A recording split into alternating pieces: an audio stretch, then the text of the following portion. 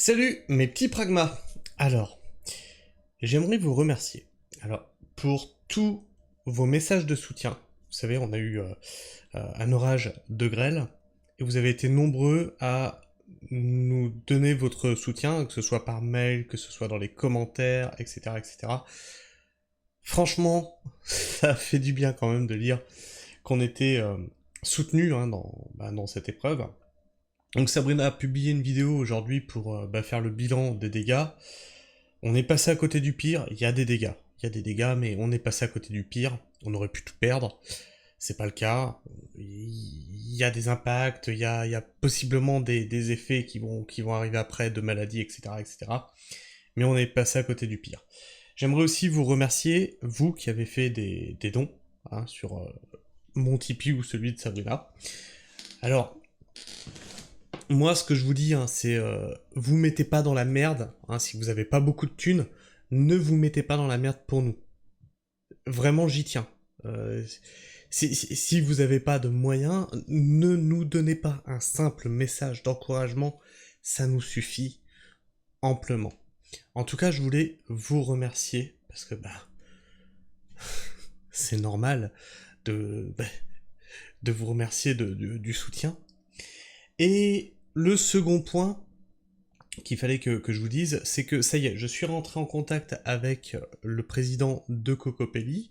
Nous avons discuté pendant plus d'1 heure au téléphone, et ce qu'il a à dire est très intéressant. Donc je veux pas que ça sorte de ma bouche, parce que vous connaissez le téléphone arabe, il a dit des choses que j'ai compris d'une manière, et puis que je vais répéter, et que vous allez comprendre d'une autre manière, etc., etc. Donc, il est d'accord pour organiser un live dans lequel vous pourrez aussi poser vos questions. Alors, je préviens, si ce live arrive, c'est pas compliqué, vous êtes insultant ou quoi que ce soit, ça sera le ban direct. Cette personne vient pour s'exprimer, pour répondre à vos questions, vous le respectez. Surtout que ce qu'il m'a raconté par rapport à ces histoires-là, waouh, ça débunk pas mal de choses.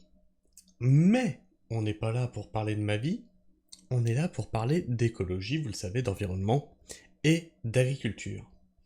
Et si je vous disais qu'on a, ça y est, le premier pays qui a perdu tous ses glaciers, ça y est, c'est acté, il a perdu tous ses glaciers, et selon vous, ce pays, c'est lequel?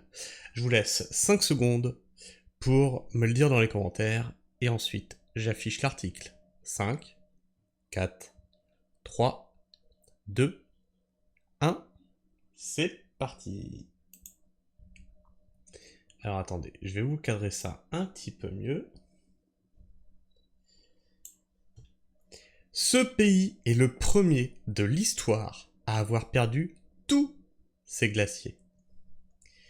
Le dernier des 5 glaciers du Venezuela, vous l'aviez, est considéré comme disparu, malgré les efforts pour le sauver ces derniers mois. Il s'agit du... Alors vous voyez, parce que quand je parlais de l'orage de grêle, je vous disais, ceux qui pensent toujours que le changement climatique n'est pas là. Ça c'est pareil, je pense que c'est... Parce que certains m'ont dit dans les commentaires, bah oui, mais c'est normal au mois de mai. Oui, mais je connais ma région en fait. Je sais comment ma région est humide, je sais comment ma région est au mois de mai. Ce n'est pas normal ça, chez nous, au mois de mai. Donc là, expliquez-moi si au Venezuela, ça c'est normal. Il n'y a plus de glacier, ça y est, c'est fini. Ils ont tout tenté pour le sauver, c'est fini. Non, c'est normal, il n'y a pas de changement climatique.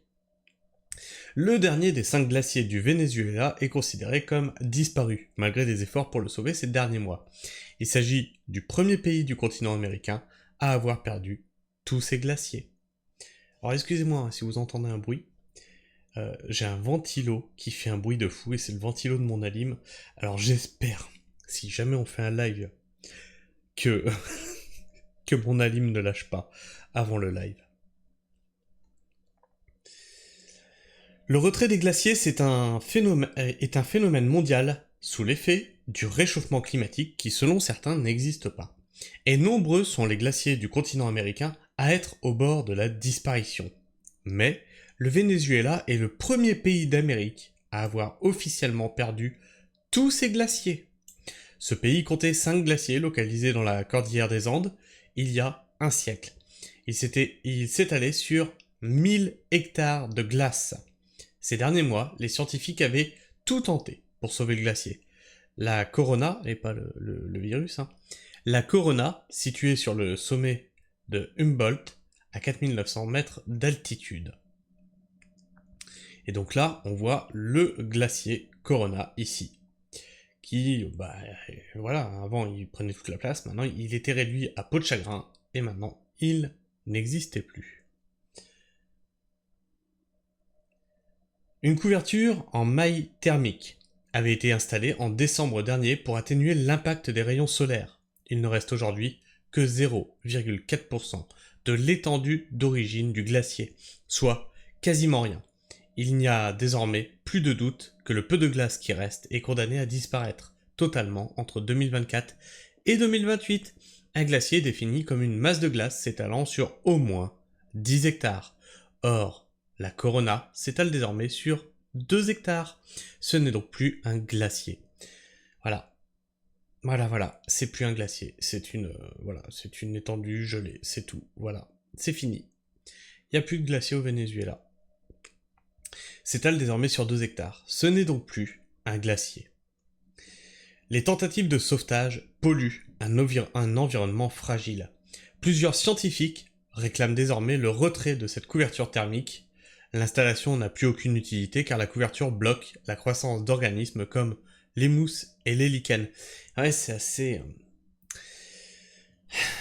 ironique. C'est-à-dire que le glacier fond, il laisse la place à d'autres types de vie, comme là, hein, les mousses, les lichens, etc. et tout un tas de nouveaux insectes qui peuvent s'établir. Et du coup, les tentatives de sauver le glacier empêchent ces mousses de s'installer. Donc, est-ce une dérive écologique d'essayer de sauver ce glacier? Ou est-ce une dérive écologique d'essayer de préserver la vie biologique qui se met en place suite à la fonte de ce glacier? C'est intéressant. Là, c'est vraiment intéressant. On vit, comme je vous le dis souvent, une époque formidable. On est à une époque charnière. Et vous, qu'est-ce que vous feriez? Vous feriez tout pour essayer de sauver le peu qui reste de ce glacier? Ou, après tout, vaille que vaille, et puis, que la nouvelle vie prenne place, et puis tant pis pour le glacier.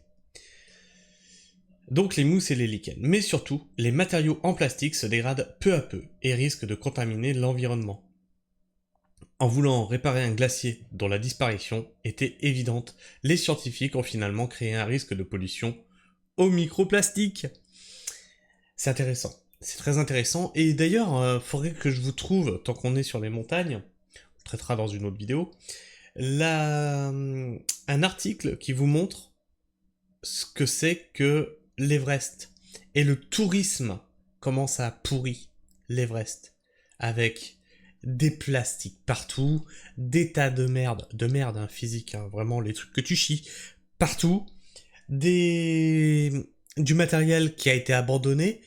L'Everest est pollué. Alors on le voit pas, parce qu'en fait c'est recouvert par la neige, mais quand la neige va se mettre à fondre, et quand tout ce tas de merde, ça se compte en tonnes, en milliers de tonnes, hein, va se mettre à prendre les rayons du soleil, ça va donner quoi? On le traitera certainement dans un prochain article, faut que je le garde dans un coin de ma tête, et qu'on traite ça dans un autre article. Mais je vous jure que l'homme est une saloperie qui pollue absolument tout, juste pour du divertissement, et juste pour du plaisir en fait. Enfin bref, je sais pas ce que vous pensez de tout ça, mais n'hésitez pas à me partager votre avis et vos opinions dans l'espace commentaire, à en débattre entre vous, dans le respect mutuel bien entendu, sinon la modération fera son travail de modération. Vous pouvez soutenir la chaîne en partageant, en likant, en commentant. Partagez, c'est très important.